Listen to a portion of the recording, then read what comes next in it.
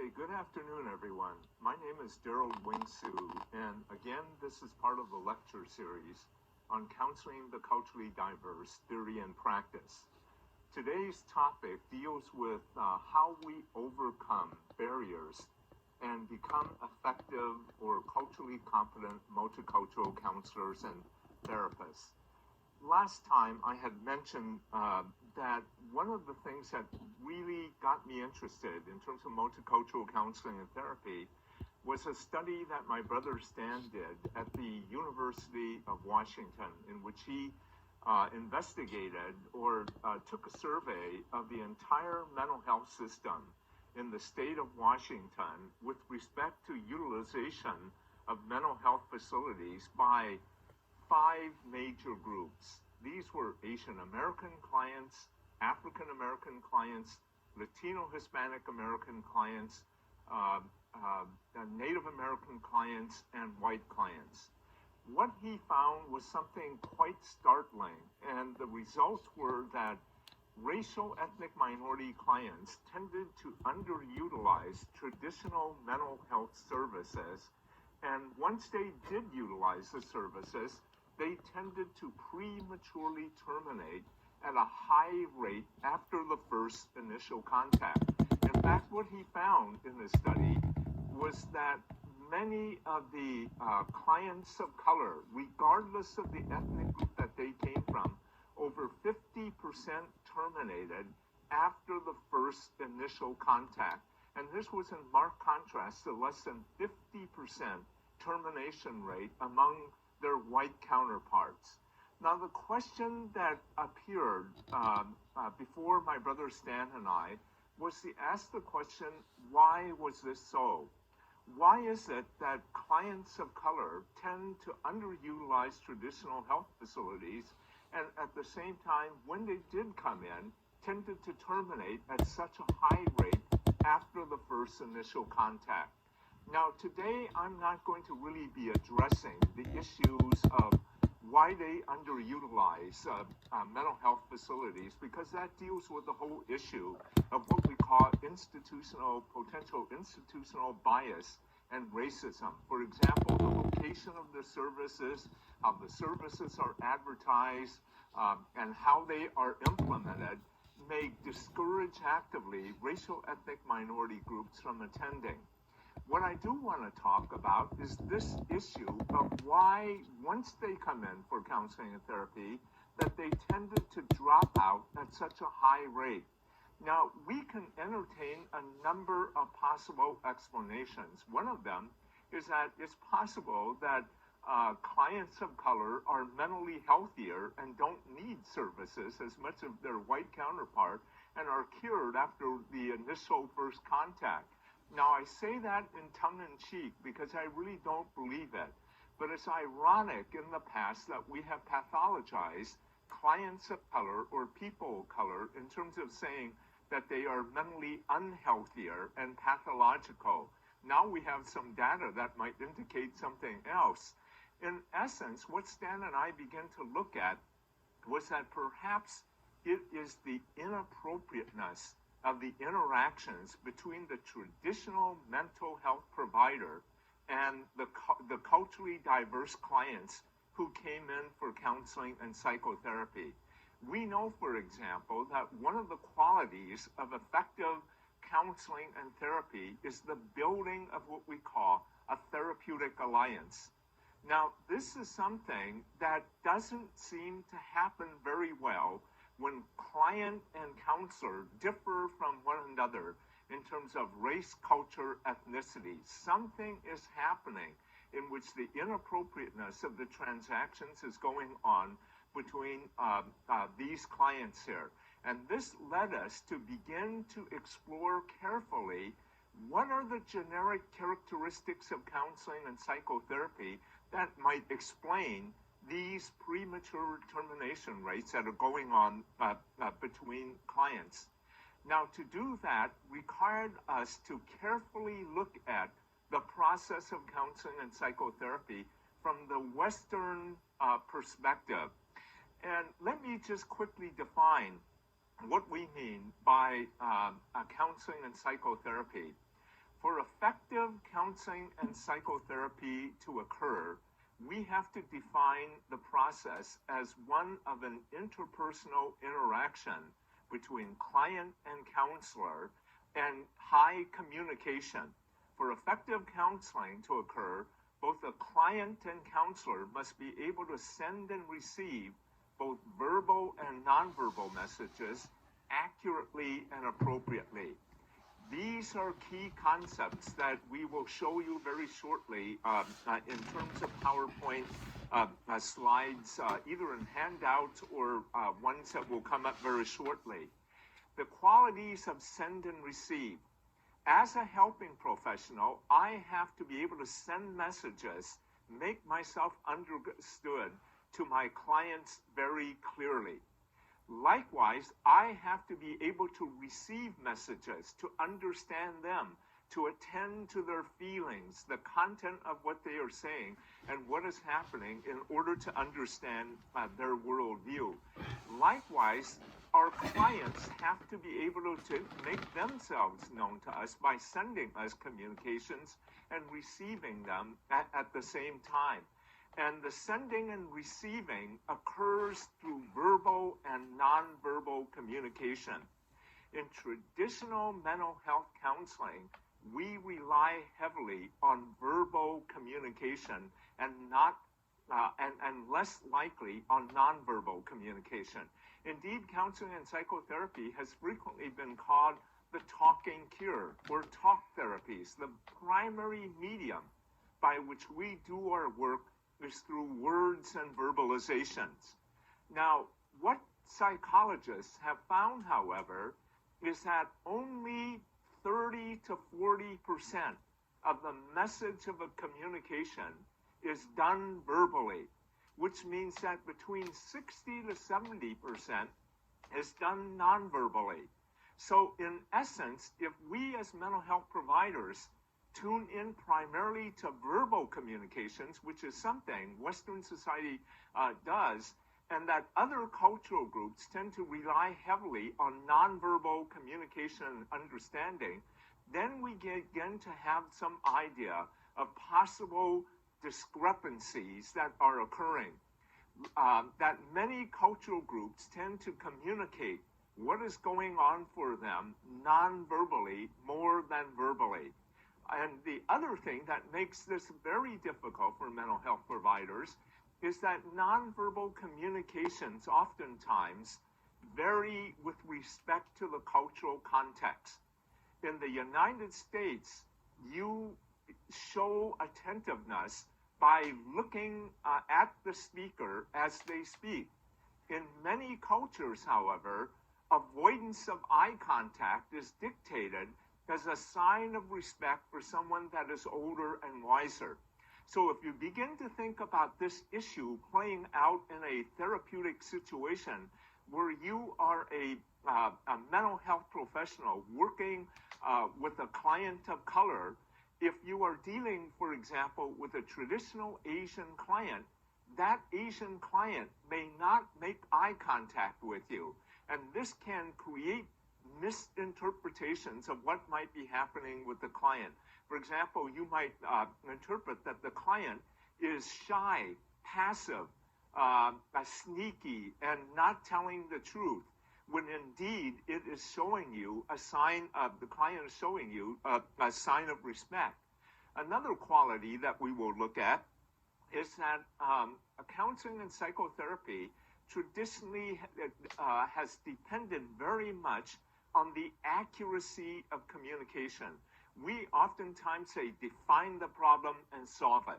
If our clients come in, we have to identify the task and go about trying to resolve the issues that are confronting our client. We get to the heart of the matter. We don't beat around the bush. These are aspects of counseling and psychotherapy, very characteristic of Western forms of communication. However, among many cultural groups, appropriateness of communication is equally as important as the accuracy of communication. I have said this several times in this lecture series that many cultural groups value subtlety and indirectness as a highly prized art. And the confrontation and directness of traditional counseling and psychotherapy may be seen as being offensive, rude, and lacking in respect for the client, despite the fact that the therapist has the best intentions possible. Well, let us define counseling and psychotherapy from a Western perspective. Counseling and psychotherapy has traditionally been defined as conversations with a therapeutic purpose, as the development of therapeutic alliances for the purpose of catharsis or an opportunity to develop or change behaviors, attitudes, insights, or feelings. You can note that change is the crucial element and that the helping professional tries to get the client to, in some sense, change what might be occurring or causing them problems. Likewise, counseling and psychotherapy, we pride ourselves in the Western tradition that is based upon scientifically grounded psychological principles. And lastly, as I've indicated previously, it is oftentimes referred to as the talking cure. In fact, some people have said that counseling and psychotherapy on a common level is what they call the purchase of friendship. That is that because you don't have a friend to talk to, you pay a mental health professional to come in to talk to you in order to relieve anxieties or issues that might be occurring with you. Well, there are essential 5 commonalities that I want you to think about when we begin to talk about potential barriers to effective cross-cultural or multicultural counseling. One of them, from the Western perspective, is that counseling is seen as centered in the I-thou relationship, in the counselor-client relationship that occurs primarily on a one-to-one basis. Secondarily, as I've indicated, the primary mode of dispensing help is through talking or verbal behavior. Thirdly, the goal of counseling is to change behaviors, cognitions, feelings, attitudes, and to develop insights. Now, the emphasis of these depends upon your theoretical orientation. If you're behaviorally oriented, behavior change is a focus. If you are psychodynamically oriented, insight is the focus. If you are cognitively oriented, changing cognitions is the focus of the behavior. But despite what theoretical orientation you take, the focus is on change. Fourth, mental health professionals emphasize, as I've indicated, the importance of basing therapeutic interventions on well-grounded social, psychological, or psychological principles. Now, if we begin to look at these definitions of counseling and psychotherapy, I have indicated that as a psychologist, my role as a helping professional is defined for me. I adhere to what we call standards of practice in the American Psychological Association and codes of ethics that dictate for me what are ethical forms of behavior for a helping professional or psychologist to engage in. In our research with respect to these codes and with respect to the standards, what we have found is that these are culture bound.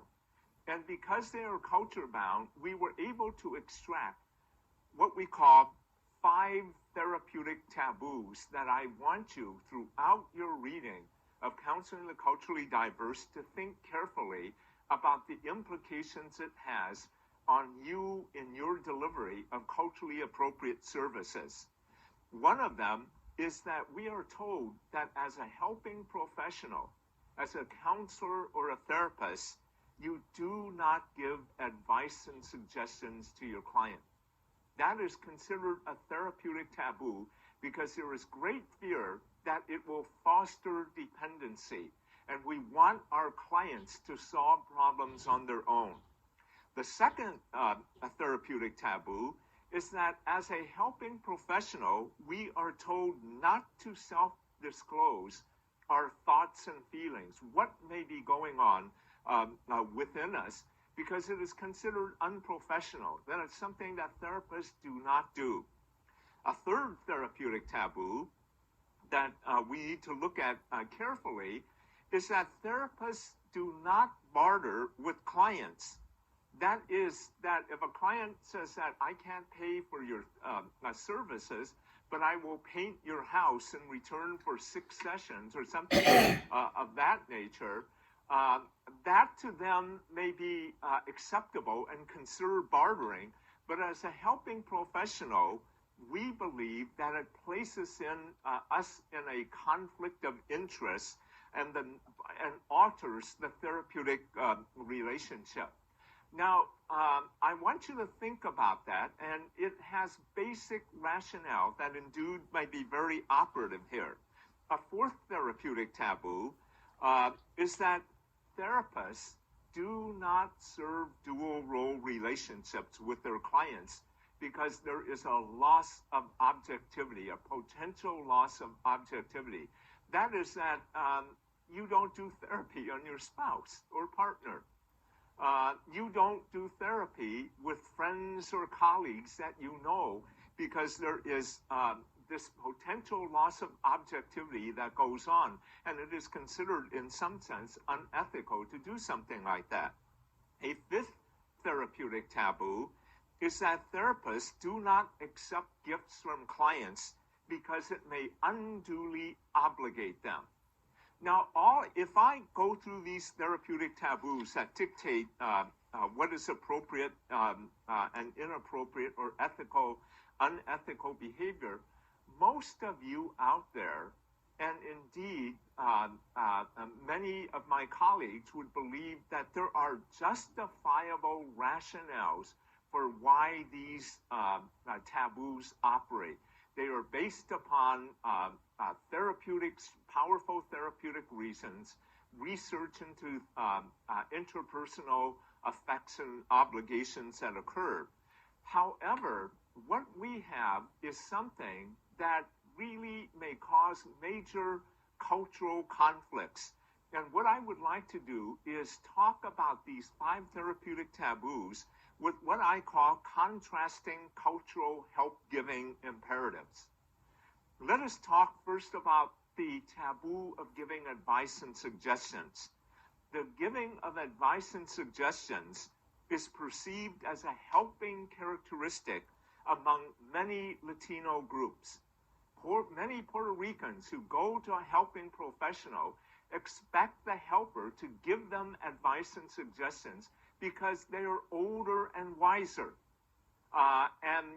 They tend to, in some sense, perceive the credibility of a helping professional based upon their giving advice and suggestions.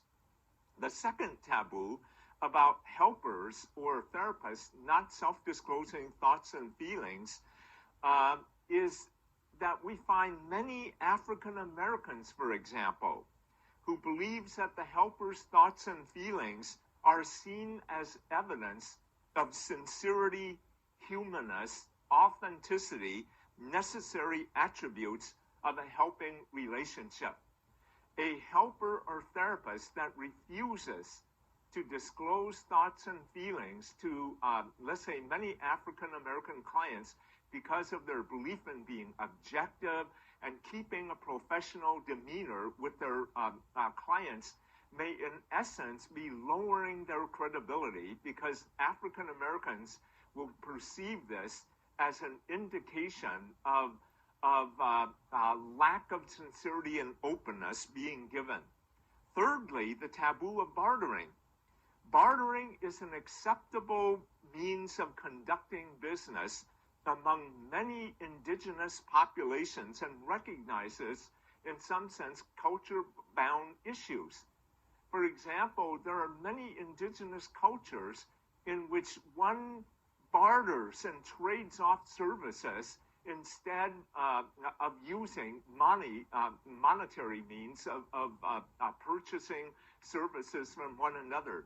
Indeed, if you look at the history of the United States, before we became a monetary economy, that was what people did. Neighbors would get together and help one another, harvest their crops in return for helping another neighbor build their home. So that bartering, in some sense, may have class and cultural implications to this. The fourth taboo that we oftentimes talk about is that gift giving, that therapists don't accept gifts from their clients. In fact, we hear this throughout, that teachers shouldn't accept gifts from students because it's going to unduly obligate them or affect them in how they evaluate their clients or their students when working with them. Among Asian cultures, there is a long-standing historical and cultural sanction of the importance of gift giving as cementing the interpersonal relationship. Many of my colleagues do not realize that when an Asian client or Asians give you gifts, it is an extension of their being and who they are, and to refuse it is to refuse an intimate aspect of that person's identity. It is a culturally, socially accepted thing that occurs. When I lived in California and moved into a neighborhood, I remember that there was a large Asian population in the city that I resided in, and I noted differences among how Asians would function as opposed to our white neighbors. For example, if they had a party almost all my Asian neighbors, including my family, when we went over to someone's house for a dinner or a party, would bring a gift. Now, some of my white neighbors would bring gifts as well, but it was not something that they commonly did.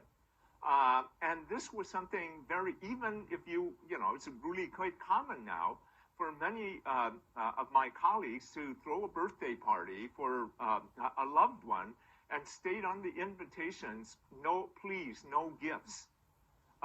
In essence, what I've observed is that Asian colleagues continue to bring gifts regardless of that particular statement. And this is something I think that we need to know, that different cultures tend to perceive these rules and regulations quite differently.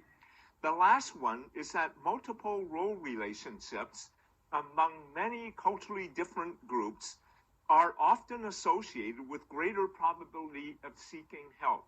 Again, I would use the Black community, the African American community, to illustrate this particular issue here. That if I was to ask you this question, if politicians want to reach the Black community, where do they go? Well, in essence, politicians now know that the Black church represents the central focus of the community. And in essence, many African American clients will seek help from someone that they know, admire, and trust. And oftentimes parishioners will seek help from the head of the church or someone, and as a result, you have a potential conflict in terms of dual relationships. Now, what I am trying to say in terms of talking about these therapeutic taboos is to give you some idea that many of these so-called universal truths that we are taught, principles of effective counseling and psychotherapy, may indeed have major problems or clashes with culturally different groups. If all 5 of these taboos are precisely the characteristics in which a racial ethnic minority, a client of color, defines as a helping relationship, we have a major difficulty and problem here. And that, to me, serves as a basis for one of the primary areas of why we have this high premature termination rate among racial ethnic minorities. Now, to be very specific about this, let me now focus in directly on what I call the generic characteristics of counseling and psychotherapy that many of you may be at this time reading in the book, Counseling the Culturally Diverse. Many of you know that my brother Stan and I and Dave began to look at the common characteristics of the mental health fields, and we were able to find three areas in which, regardless of whether we're talking about psychoanalytic theory, behavioral theory, cognitive theory, human existential theories or not, that there were three things that made them, that were common to them, that created clashes. One of them was that most theories of counseling and psychotherapy are culture-bound. That is, they originated from one particular cultural context, and as a result, may not be applicable to other cultural groups that differ from them in terms of life experiences, worldview, and cultural values. And some of these culture-bound values we're going to look at very shortly in quite a bit of detail. The second thing is class-bound values. Most theories of counseling and psychotherapy assume that clients have time to go in for a session, to sit, to introspect, and to think about what they will do in the future. Now, if you deal with clients in which poverty is a day-to-day survival mode by them, they do not have time to come in and to sit and to take session after session, when indeed what they are countering is, how do I feed my family? Where do I get my job? Where do I get medical services to aid my family when I don't have the financial means to do it? So in some sense, the very definition of counseling and psychotherapy and how it is conducted can indeed be class-bound.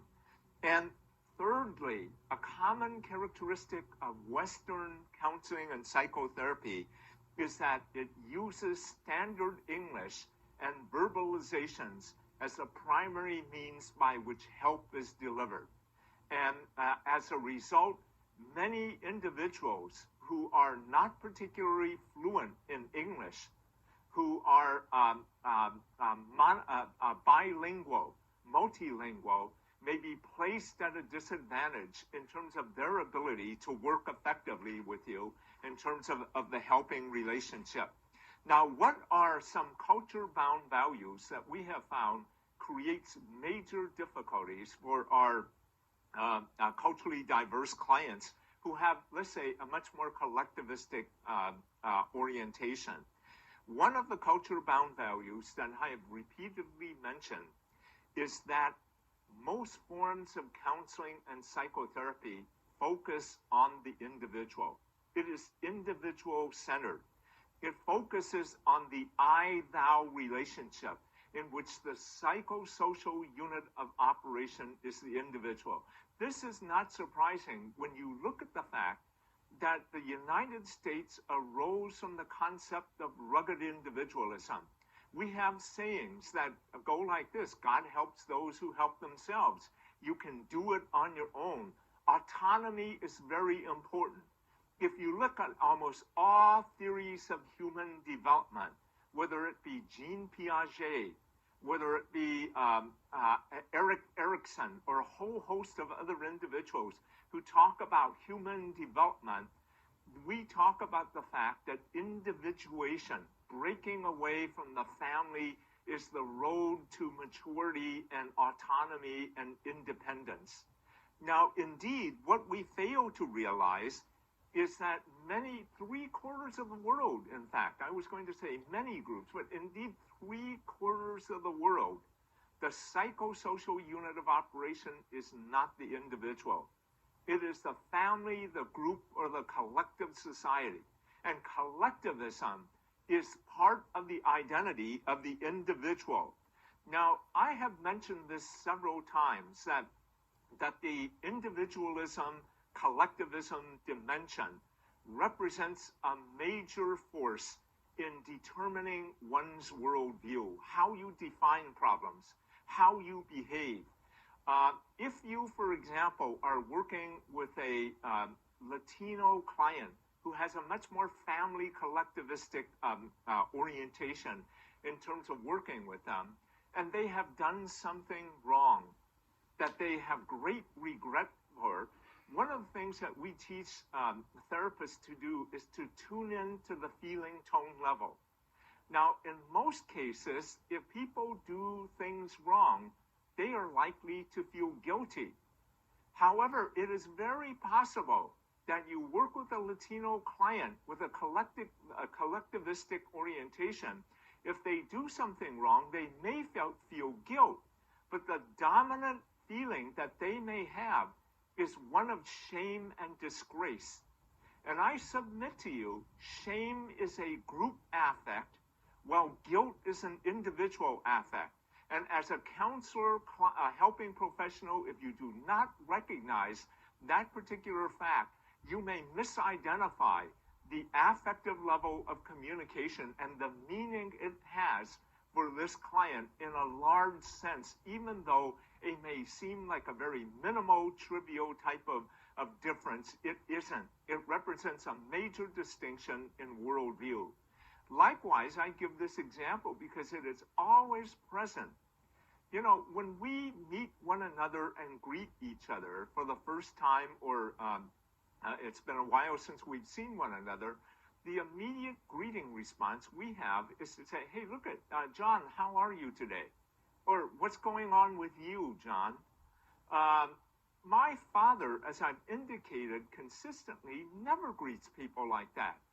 If he runs into someone he has not seen, he is going to greet them by asking, how is your family today? I submit again to you that this represents a collectivistic worldview versus an individualistic one. And it is very important that these areas be delineated and demystified so we can begin to understand how things are going. Among many Asian Americans, thinking about yourself is a sign of selfishness. This is something that in fact, a lot of people talk about autonomy and independence. Most of us believe that becoming independent, making decisions on your own, is a sign of maturity, autonomy, and is something very healthy. In fact, I have encountered this frequently with colleagues years ago when I was working at a counseling center at Berkeley, California. Many of my colleagues would describe Chinese clients that they work with as excessively dependent. And I would follow up, well, what makes you say that? And they would tell stories about giving clients, let's say, the Strong Campbell interest inventory. Perhaps they're doing vocational counseling. And the vocational results come out indicating that they shouldn't be in engineering. They should be in a field like agriculture. And the counselors would say that it looks like maybe you could consider changing your major. And they would tell me that many Chinese clients would make statements like, before I can do that, I have to talk to my folks about it. And they would immediately jump to the fact, well, how immature. You know, if you know anything about transactional analysis, what we consider to be a less stage of development is what we call the parent-child relationship. And they jumped to the conclusion that these Asian clients that they worked with were immature because they had to run to mommy in order to make a change in their major, and how immature, dependent they were. And I would say that these counselors overlooked the fact that, again, it was much more a collective. One doesn't make decisions on your own. If you come from a collectivistic orientation, there are many factors that people oftentimes don't understand. For example, let me give you another one that may drive home. If I do something well, if I indeed excel in school, bring honor in my work role, I not only bring honor to me as an individual, but to the entire Sioux family. My entire family feels proud and pride in that. And I feel proud that they share in that as well. It isn't that I bring individual recognition to me and I did it on my own. I did it from the constellation of my family and the identity with my family. Likewise, if I fail in school, if I suffer, if I engage in antisocial behavior, such as juvenile delinquency, if I suffer from a mental disorder, I bring potential shame, not only to myself, but to the entire family. And as a result, the entire family has much to say about going public with these particular areas, and we will talk about this later when we get to the another component of a generic characteristic of counseling that says self-disclosure is important. Cultural factors oftentimes dictate the degree to which culturally diverse clients will disclose to you. And if you don't understand what is happening to the client, you will be shut off. You will create a therapeutic impasse between your ability to work with a client. The other thing that I find oftentimes disturbing about the focus on the individual is that oftentimes we become guilty of individual blame as well. If someone, and we know this from from studies about in the field of social psychology, that if teachers describe, if teachers are given a description of a student who has gotten straight A's, let's say Mary is a 13-year-old student in a class, she's gotten straight A's, she's gotten honors and award. What do you think are the reasons by which Mary has achieved so well? Well, teachers in these studies will generally mark things like, Mary's exceptionally bright, she's intelligent, or that Mary worked hard, she's got great stick-to-itness. Now, all of the reasons given for her success are individual reasons. They are internal reasons about why Mary succeeded. Let me give you the opposite end here. Supposing Mary is described to teachers as a student who has gotten primarily C's and D's and a few F's and is not doing well in school. What are the reasons that you would give to why Mary isn't doing well? Now, again, an individual-centered explanation that is a tendency for educators make is that, Mary isn't very bright, or that she's lazy, she's unmotivated, she's easily distracted. All those are internal attributes about why Mary is failing or not succeeding. Like when Mary was successful, those were internal attributes at the same time. They're focused upon explaining outcomes on the basis of individual effort or individual characteristics. How many of you would entertain the notion in the first case that Mary is doing well, that maybe Mary cheats? That's why she does well. Or that maybe Mary is teacher's pet and gets good grades as a result of that.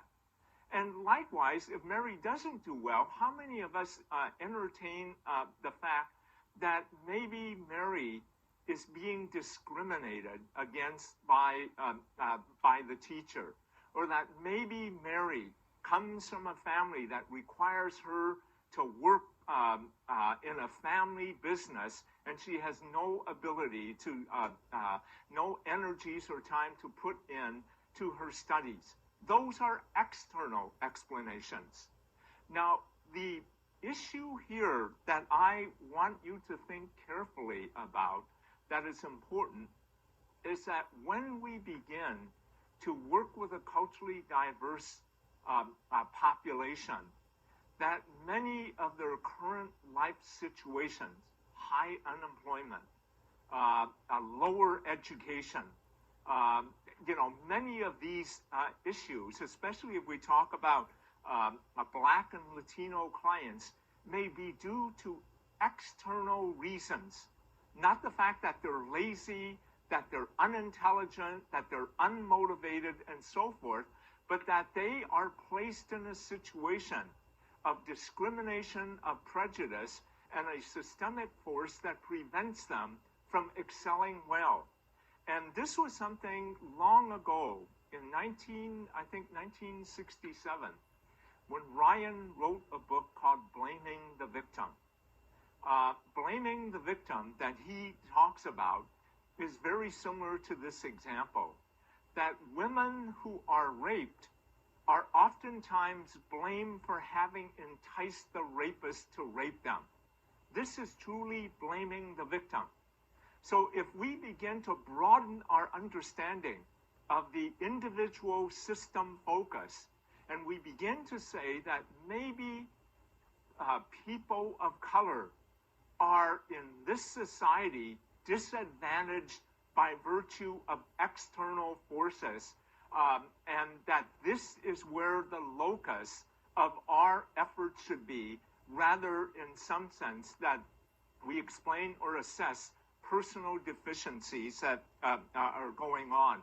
And so I say to you again, don't let the individual-centered approach of counseling and psychotherapy create tunnel vision in you, where your total perception is that it is the individual apart from societal or external forces that may be going on. So think about both the social, political, and the cultural factors that may influence the individual versus collectivistic identity that goes on.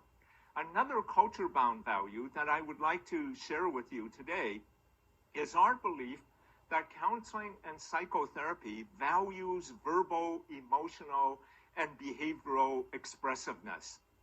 And I've said this before, that that one of the potentially culture-bound aspects of counseling is that it uses standard English and it uses words as the medium of cure and talk, when indeed many cultural groups, nonverbal communication is very important. My former colleague, Dr. Alvin Jones, an African-American psychologist who worked with me closely, exemplifies this. If he comes into a room and sees some fine-looking women that he finds very attractive, he might come over to me and go, by tapping the things. Now, in this way, he has communicated to me what might take a white colleague paragraphs to communicate. And this is something that we have found out, that many African Americans use less words to communicate the same content, but more nonverbals to communicate what is happening. And if the counselor, therapist, is unaware of this, they are going to be seriously disadvantaged in their ability to relate to the client that is going on here. The second aspect of verbal, emotional, behavioral expressiveness deals with the expression of feelings. We usually want people to express their feelings in counseling and psychotherapy. What is going on with you? Are you angry? Tell me what you're feeling. We want to tap or touch the feeling tone level of our clients here. In many cultures, restraint of strong feelings is highly valued. I want you to think about that, and this is especially true of a traditional Asian culture. My father used to call me immature because I couldn't control my feelings. From his perspective, I was impulsive, and he felt that wisdom and maturity was in one's ability to control not just negative feelings, but positive feelings. Public displays of affection were also discouraged. It does not mean that Asians are unfeeling people. We express feelings differently and through a different means. It simply means that behaviorally, the means by which others express feelings are not the medium by which we do it. And as a result, oftentimes, Asian American clients get mistakenly labeled as being repressed, inhibited, out of touch with their feelings. These are all terms in the field of mental health that are considered pathological, and we want people to express feelings that are going on. The other thing is behavioral expressiveness. That is that we want people to be assertive. Years ago, there was this whole movement in terms of assertiveness training. Now, again, in fact, there were books that were written. Some of the old ones that I recalled was Stand Up for Your Own Rights. These were all self-help books. Or When I Say No, I Feel Guilty. They all encourage people that you have a right to tell people to move to the back of the line when you're waiting for in line for a movie and they crowd in front of you. Or you have a right to tell the waiter who served you that the food that they have brought out is not up to the standard that you're using. These are rights. These are behavioral rights that people talked about. And we had many programs of assertiveness training. And we tended to describe individuals as passive, needing to be able to stand up for their own rights and not be a doormat to the world. Now, again, let me go back to this issue that, and I say it all the time, that many groups believe direct expressions of anger, behavioral expressions, are culturally inappropriate. Indirectness, subtlety are more valued in terms of how you deal with the situation. And this was truly so when we began to look at the culture of Native Americans and of Chinese and Japanese Americans, that this was a dictate that they went through. One example I like to give is that many of you, they still show these tapes in your counseling therapy classes. Remember the Gloria tapes? These were tapes in which Gloria, a white female client, worked with three renowned psychotherapists, Carl Rogers, Albert Ellis, and Fritz Perls. These were demonstrations about differences in working style. Now, many of you, and maybe if you haven't seen it, I would encourage you strongly to ask your professors or get hold of these early 3 Worlds of Psychotherapy tapes that illustrated the different techniques. But Gloria, the white woman client, worked with all 3 of them to illustrate the differences in style and technique. And of course, if any of you know Gestalt therapy, working with Fritz Perls, the belief of Gestalt therapy is that it is important to be in touch with the here and now. The future has not come, the past is gone. And that clients who run from the here and now are indeed escaping responsibility. That's why when they talk about the past, they are avoiding the here and now. When they talk about the future, they are avoiding here and now. So the role of a therapist is to get that person in touch with the here and now and accept their existence. This is very existential and Gestalt in orientation. In working with Gloria, you recall what happened was that Gloria came in, sat down, and she began her session by saying how anxious and scared she was. Now, Perls, however, noted that she had a smile on her face. And so Perls said to her, "You say that you're very scared and anxious, but you have a smile on your face. And in another session, when Gloria was seated with her legs crossed, she began to, as she was talking about an area that was bothersome to her, she started to jiggle her feet. And Pearls looked down and pointed at her feet and said, "What are you doing with your feet now?" Now, all of these techniques are traditional techniques that are used in terms of Gestalt therapy.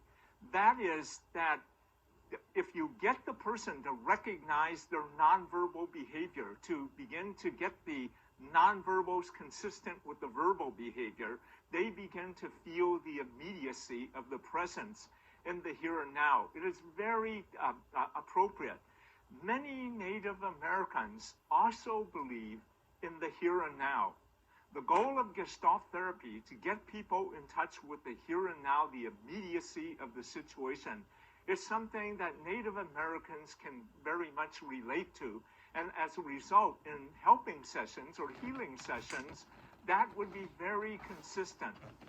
But the process of getting to the here and now, the confrontation that occurs in Gestalt that is evidenced by Fritz Perls and pointing out inconsistencies, would be considered by many Native American clients to be crude and offensive forms of communication that would be disrespectful. And as a result, the appropriateness of those forms of behavior would tend to create a major separation between the therapist and the culturally different client. And that is, again, something that I want you to think about very carefully. Let us now go on to the third major culture-bound value. The third culture-bound value of counseling and psychotherapy is that of insight. In counseling and psychotherapy, in the mental health fields, we usually believe that people who understand their own motivations, dynamics, and conflicts are healthier. And indeed, that is something that we oftentimes talk about, that obtaining insight into the hidden unconscious dynamics that are going on creates a healthier type of individual. In fact, this comes from traditional psychodynamic theory that values insight, leading to symptom removal or behavior change. You know, many of you know that when Freud began to think about the talking cure, that insight was the basis by freeing the ego's defenses from expending psychic energy that would detract from the person's ability to function effectively. And Freud felt that many hysterical symptoms at that time would disappear once the person achieved insight. Now, obtaining insight is a goal that many therapists share, regardless of theoretical orientations. Even the behavioral and cognitivistic schools of thought do talk about insight, maybe in a different way in terms of talking about it, much more of it being aware or unaware of what the impact of your behavior might be doing. There are many cultural groups in which insight may not be highly valued as a dictate or a movement to mental health anyway.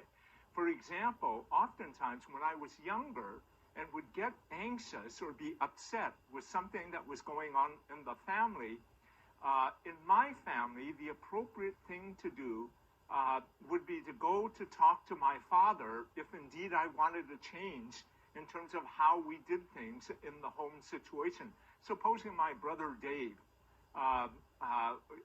always did not have to do the dishes and I had to do it all the time, and I became angry and upset with it. The person who could change the split up of the work would be my father. So I would seek almost an audience with my father and talk to him about the anger I was feeling, the frustration, and maybe jealousy about the fact that my older brother Dave could get away with things, and I had to continue, holding up more of the responsibility of the family. Now, I remember oftentimes I'd sit in front of my father and would talk about either that or either the fact that I was anxious about giving a book report in school, feelings I would talk to him about. And you know what his advice would be? Supposing I'm talking to him that tomorrow I have this big book report to give in front of the class, and Dad, I'm anxious about it. He would sit back and do one of two things. Either tell me a fable in which I was to tease out the meaning of that for me, or he would simply sit back and say to me, well, Daryl, don't think about it. Now, I do want you to think about it, and that is that traditionally in mental health fields, we don't tell people not to think about something. We tell them to dive into it, to analyze it, to be introspective, to achieve insight into what is causing all of this, your feelings and why you're behaving the way you do. But my dad's sitting back there and saying, don't think about it. And I remember oftentimes I would have a real strong negative reaction to what he was saying. In fact, he oftentimes would say, follow up by saying, Daryl, the reason why you're anxious is that you're thinking too much about it. And he said that if you think not about yourself, but about the good of the family, these feelings would disappear. Now, again, there were two things going on here. Insight was to him not the road to mental health, and he felt that I was being selfish by thinking on an individual level, and as opposed to the meaning it had for my entire family. So that there were two cultural values that were in action here in terms of what he felt was the way to deal with the situation. And it was only years later, in terms of my development, that I finally understood what my father meant. And it came when I was at the University of California, Berkeley, when a graduate student, Roger Lum, who is now has his doctorate in one of the Alameda County mental health agencies, he did his doctoral dissertation on the perception of Chinese in San Francisco Chinatown about qualities that are associated or ways towards movement, towards mental health. And in his doctoral dissertation, the highest correlation with mental health was a factor called avoidance of morbid thinking. Now, this began to make me realize that my father operated from this meaning, that the reason why I felt anxious was that I should stop thinking about it. Thinking about it created anxiety.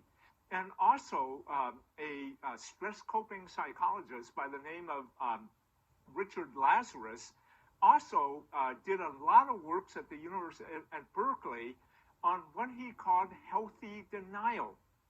That is, he found that there were many situations in which denial was healthier than attempts to try to think about and work through issues. And he gained great fame with this because in some sense it violated the dictates of psychoanalytic thought that insight leads to a healthier functioning and response. And he was written up in Psychology Today, published a number of articles. And I can share this with you, I've always resented the fact that Richard Lazarus got credit for this when my father knew it before he did, and should have been the one that was recognized in terms of what was going on.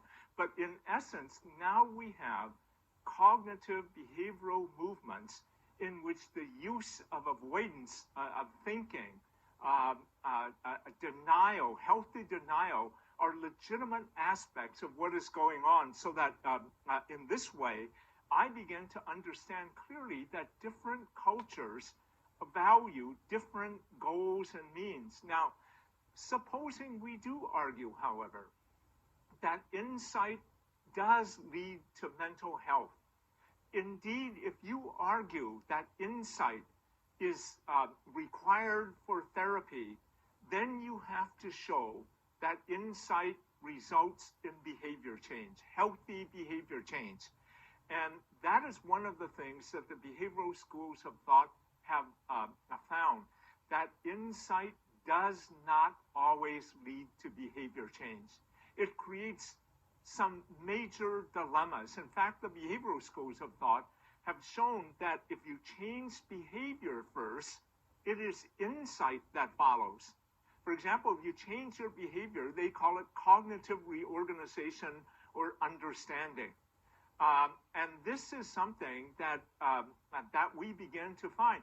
The other thing I would ask you is that you have to define when a person has insight. When does a person have insight? And I would submit to you that the only answer that comes from this is that you have insight when your therapist says that you have insight. And this varies from therapist to therapist and from those holding different theoretical orientations. And an example I can give that would indicate to you that insight doesn't always do well was that when I was very young, well, maybe not that young, in my, it seems like I'm young, in my college, undergraduate and graduate years, I had great difficulty interacting and asking women out on social occasions and dates and so forth. I'd get real anxious. One of the things I did was to join a fraternity at Oregon State University because I felt like I needed help in developing my social skills and my ability to relate to women. And the stereotype I had was that fraternities would help me do that. And so I joined Phi Delta Kappa, and it became a member of the fraternity.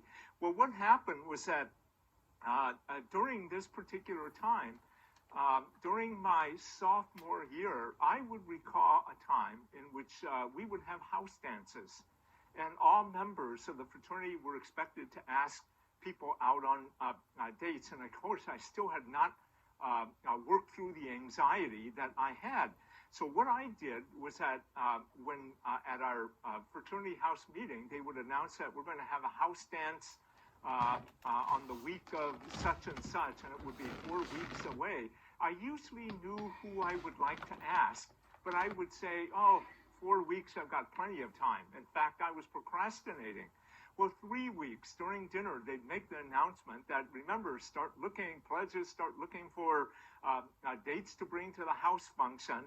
I would begin to feel a little bit more anxious that I better get going. Otherwise, the woman that I wanted to ask out would be asked out by someone else. And then it would be 2 weeks before the event. I would not have done anything because I was still hung up with anxiety.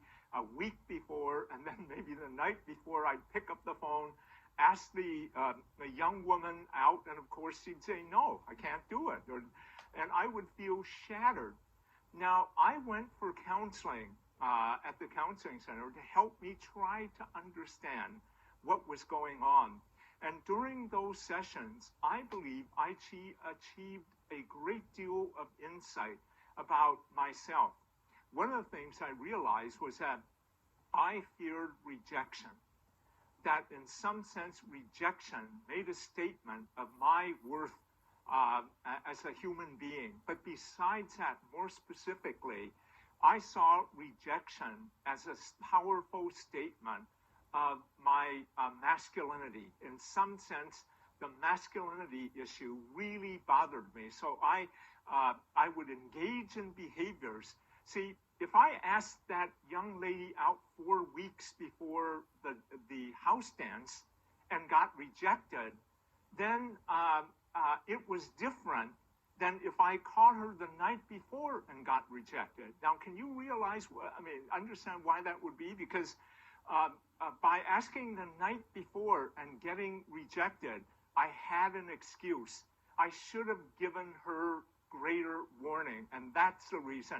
If I asked 4 weeks, that excuse might be gone, and I would have to confront the fact that maybe I'm unattractive as a man, and that's the reason women would not like me. I went through all of this, and in counseling, that insight really made me feel good.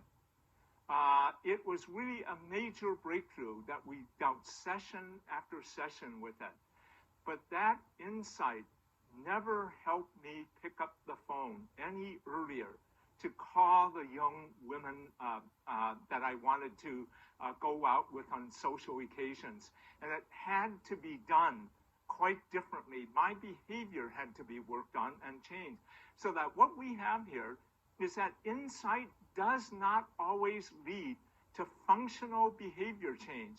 And when we begin to bring those issues out, many of my colleagues would respond by saying, well, maybe insight doesn't lead to all the time to behavior change, but insight is important in itself. Now, the moment that that statement was made, it was clear to me that insight represented a strong value, not a legitimate one on therapeutic reasons, but it was a value statement. And as a result, values vary from different groups to one another.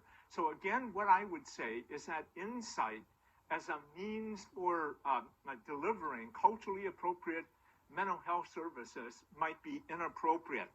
The fourth type of culture-bound value that we need to look at is that most forms of counseling and psychotherapy imply that the client be open in terms of talking about themselves. We want them to self-disclose. Openness and intimacy are part and parcel of effective counseling and psychotherapy. We expect them to talk about the most intimate aspects of their behavior. There is both a cultural barrier and a social political barrier that works against disclosure on the basis of culturally diverse clients who might come to work with you.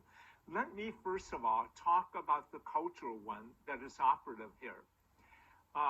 Many traditional Asian clients and many Latino clients feel that one talks about the most intimate aspects of their lives only with a close acquaintance, someone close to them that they have known and trust over an extended period of time. Oftentimes, they seek friends to share their fears, their hopes, and aspirations with. Now, I want you to think about this, that even if you do not define counseling and psychotherapy as a friendship relationship, that might be precisely the definition that is coming from culturally diverse clients that you work with. And one of the things that defines cultural differences in how we define let's not call friendships, let's call a close acquaintance. The more you are close to an individual, the more you might be able to reveal or disclose aspects of what is going on with you. The Western and Eastern society defines close acquaintances differently from one another.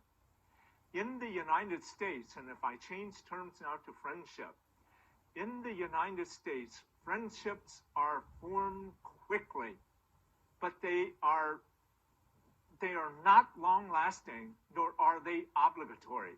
For example, many of you who might be viewing this tape now, whether it's in a workshop or a classroom setting, may consider one another friends. If you go to a workshop and meet someone, you become friends. But when you leave that workshop, you have no obligation to continue keeping in contact with one another. Now, let's talk about Eastern definitions of friendships. In Eastern cultures, friendships are formed over an extended period of time. They require much contact, much time to be able to be formed. And however, once these friendships are formed, they become binding and obligatory.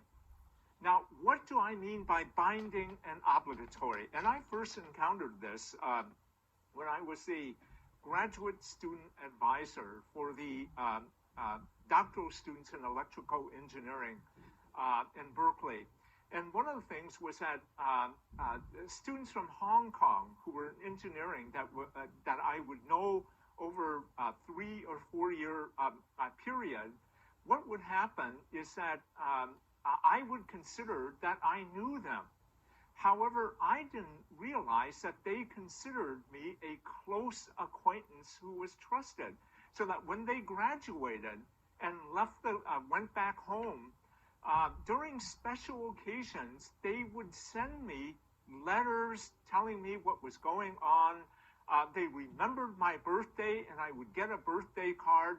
And oftentimes I would look at this and find it, because I was so westernized, I would find this, well, this is inappropriate. How come, boy, John Chang must have really been starved for someone. That's why he continues to write to me. Little did I understand until now that the relationship that was formed is an obligatory one. And so that is really an issue. In the United States also, what is appropriate to talk about differs from other cultural groups. In other cultural groups, you do not talk about personal issues. Now, I'd like to give this example to you, to people, to show the major difference that cultures have. When I'm flying, oftentimes I'll sit next to a passenger who's obviously bored. And maybe I've come back from a workshop or something, and I can tell that the passenger next to me is so bored they've gone through the 15th magazine quickly, and they're trying to make eye contact with me, and I know that they want to talk to me, but I'm fatigued and tired from the workshop, and I don't want to talk to them. And so I give them all these nonverbal cues, close my eyes, shift away, maybe even snore loudly so that they won't. But when they'll ultimately find a reason to talk to me, for example, they'll look at the back of my the seat and say, "Oh, I see that you're not reading that magazine. Do you mind if I read it?" And of course, I will say, "No, you certainly can have it." And then they'll start the conversation. This is a foot in the door. And ultimately, which is again a very typical Western way, the first question when you meet people and you ask them is, "What do you do?" I mean, and this really goes differently. We define people oftentimes by the work they do, what they do. And many Latino cultures, again, let me give you, it's your being and essence that implies worth, not the what you do. And of course, when I'm asked that question, I know what's coming up. I'll say that, well, I'm a psychologist, and lo and behold, as expected, the passenger may turn to me and says, "You mean you're a psychologist? Do you do therapy at times?" And I said, "Sometimes."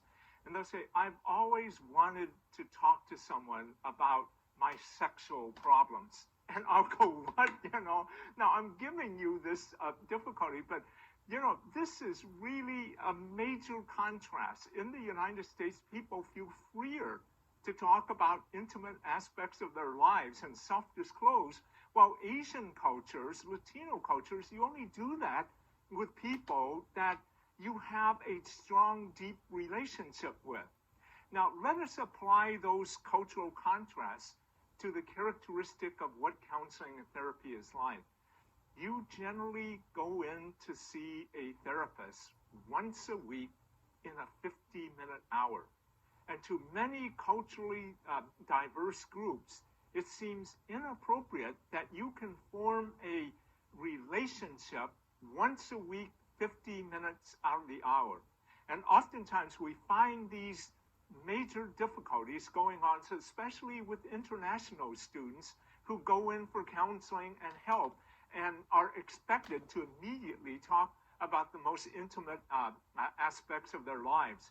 Also, I had mentioned earlier in the presentation here that many Asians don't talk about problems and mental health issues because it reflects upon the family.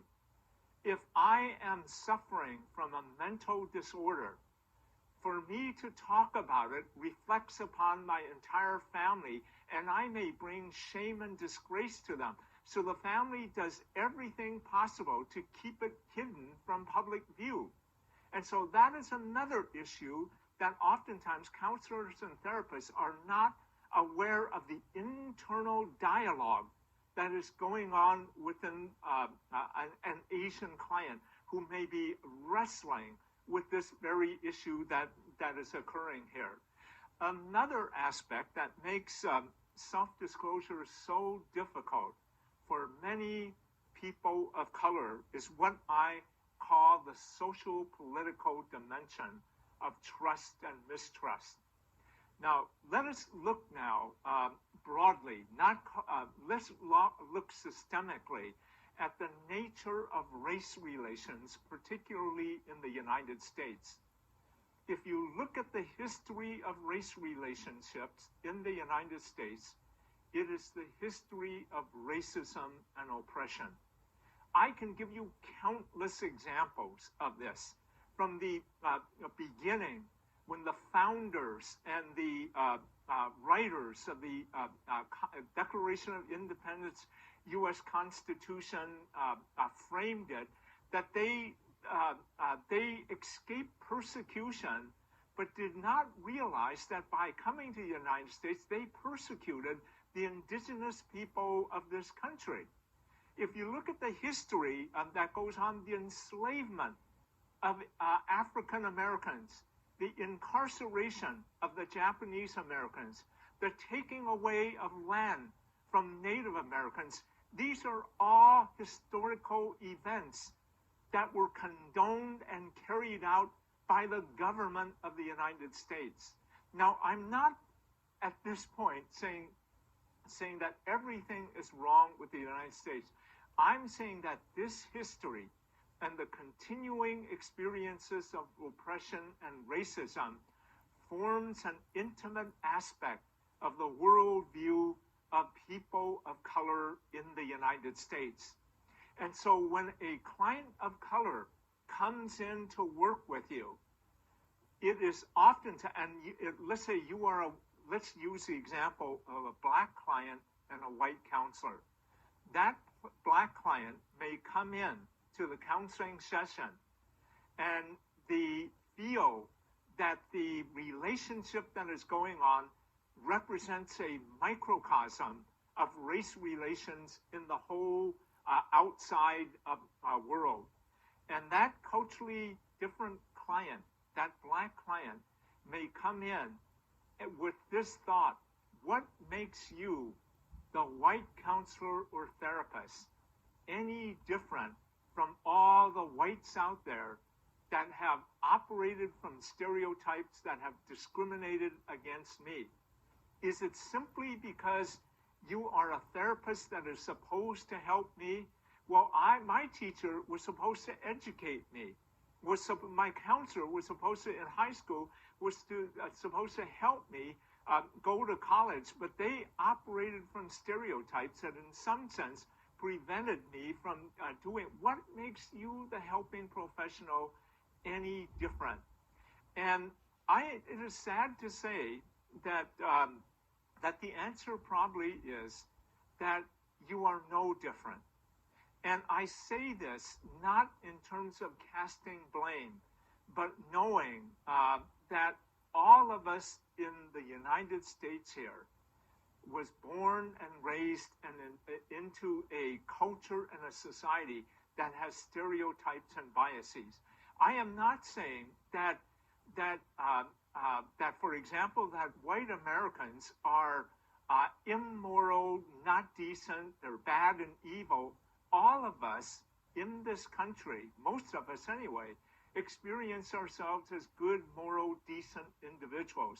But all of us are also victims of a socialization process that imbues within each and every one of us certain prejudices and biases. These are hidden from us.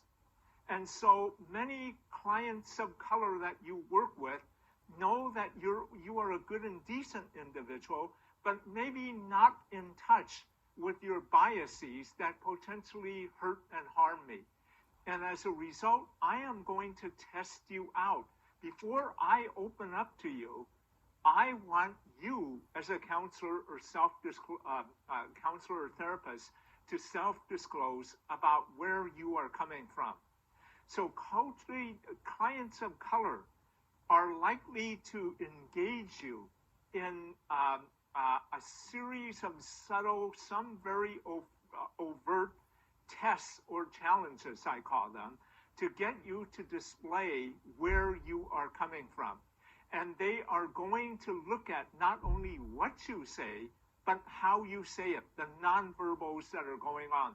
The challenges can be as straightforward from a Black client, such as, can you even understand the Black experience? How you handle that question will either enhance or negate your credibility. Or they may offhand make a comment like, what do you care about Black people? Or what do whites care about Black people? Or if they are involved in, let's say, an interracial relationship, the challenge can be quite blunt and direct. And they can even turn to you and say, well, what bothers me most is people telling racist jokes. Have you ever laughed at any of those racist jokes? Now, these are all challenges that are intended to get at where you are coming from. Because this is an issue of trust, mistrust. Now, let us quickly look at this comment. Have you ever laughed at a racist joke? What do you think the Black client is asking of you, a white helping professional? Well, is the person asking you, in essence, are you a racist? Well, maybe at some level, but I don't believe that is what they're asking. I believe that the client probably already knows the answer to that, in that you do have racial biases. That's not what I'm asking you. Have you ever laughed at a racist joke? Has various levels. One of them that I've just talked about is, are you a racist? But like I was saying, that's not really the question that is being asked. What that Black client may be asking you is this: how open and honest are you about your own racism, and will it interfere with our ability to work together? That is what is being asked here. And how you handle that question will either enhance or negate your trustworthiness. That is what is being tested here. Your trustworthiness. Are you open? Are you going to let it hang you up in one way or another? And we will talk about this issue when we have another lecture series on the manifestations of racial microaggressions in the counseling and therapy process. But it is the issue that I'm not going to trust you until you open up first. Now, I want to also say that oftentimes people of color are described as being paranoid, unable to trust others, being excessively mistrustful.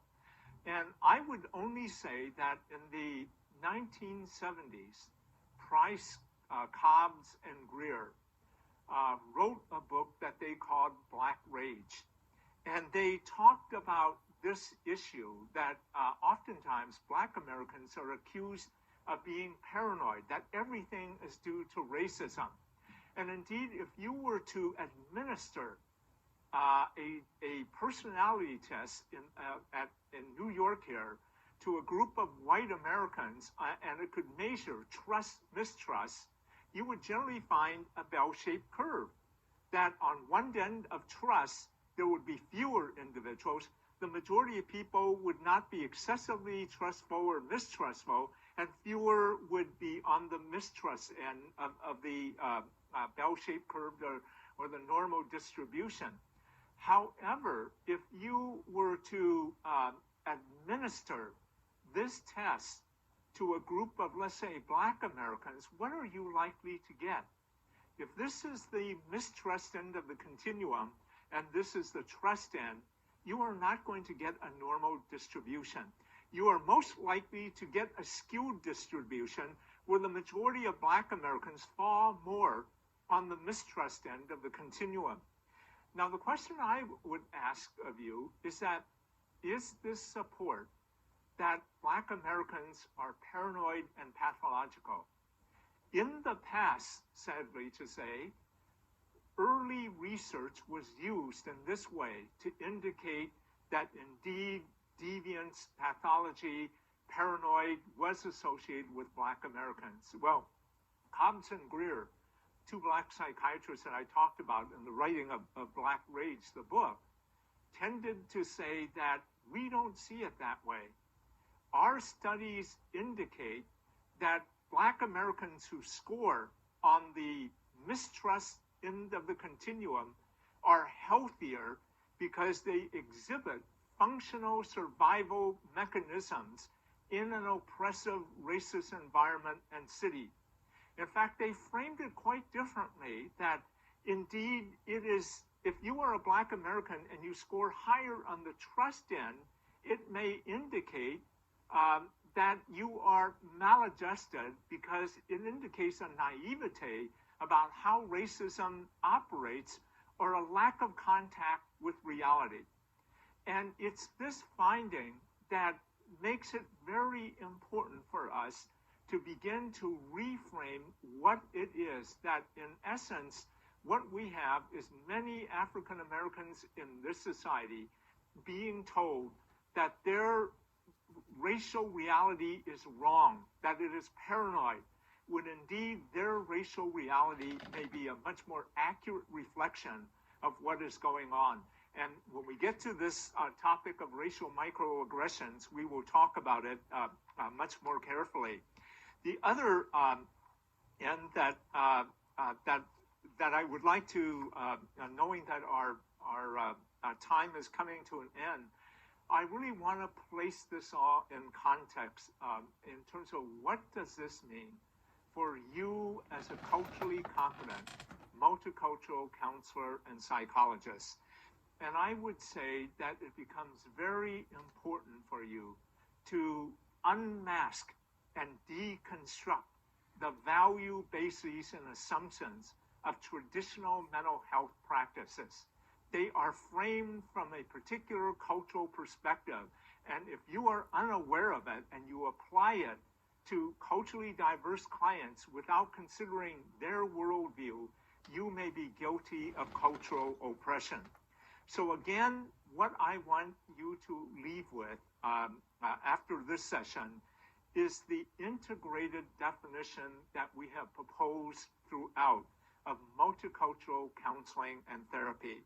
And I'm going to again present it to you in the hopes that you tease it apart and look at its meaning with respect to all of these issues that we talked about today. Multicultural counseling and therapy is defined as a helping role and process that uses modalities and defines goals consistent with the life experiences and cultural values of clients. Yet that it utilizes universal and culture-specific helping strategies and roles. And we will also talk about culture-specific strategies as well in future presentations. That it recognizes client identities to include individual, group, and universal dimensions, and that it balances the importance of individualism and collectivism in the assessment, diagnosis, and treatment of client and client systems. That is really what we consider to be a definition, an integrated definition of multicultural counseling and psychotherapy. And it is incumbent upon each and every one of us to look at what it is that we do in counseling and psychotherapy, what is it that we do in helping, and how we can, in essence, provide services to an increasingly culturally diverse population. All of you know that we live in a world that is predicted that between the years 2030 and 2050, racial ethnic minorities, people of color, will become a numerical majority. None of us can do our work without encountering people who will differ from us in terms of race, culture, ethnicity. Thank you for your attention this afternoon.